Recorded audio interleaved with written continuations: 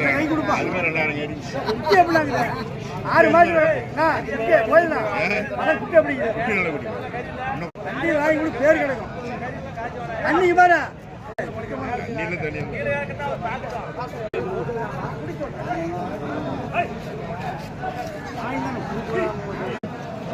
ஆனால் 17